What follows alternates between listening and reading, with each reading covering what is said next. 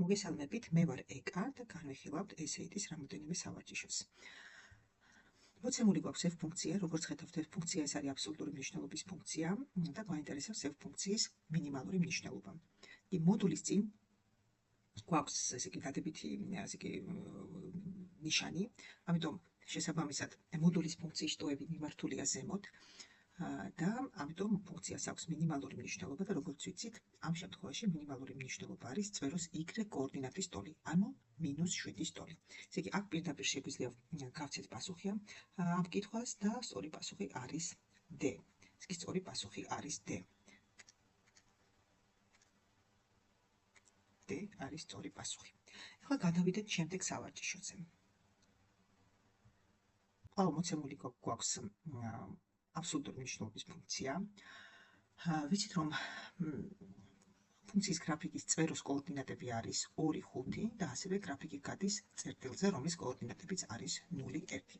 ჩვენ როგორც ვიცით, ჩანაწერიდან, აი აქ მოცემული ჩანაწერიდან, პირდაპირ შეგვიძლია ვთქვათ, რომ ეს კი წვეროს კოორდინატები, m წვეროს კოორდინატები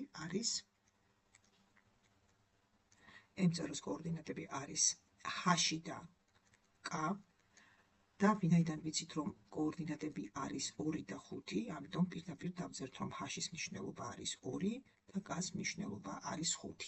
შესაბამისად, ფუნქციის განტოლება მიიღებს შემდეგ სახეს: a გამრავლებული x-2-ზე მოდულში +5.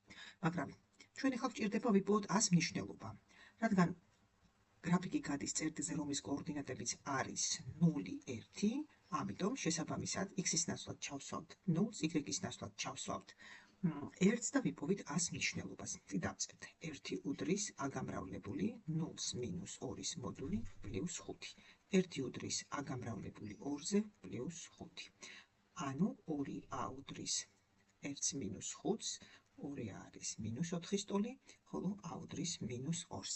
ესე იგი, ჩვენ გვეკითხებიან a-ს მნიშვნელობას, ესე იგი, a-ს მნიშვნელობა ყოფილა -2. სწორი პასუხი არის ამ შემთხვევაშიც D.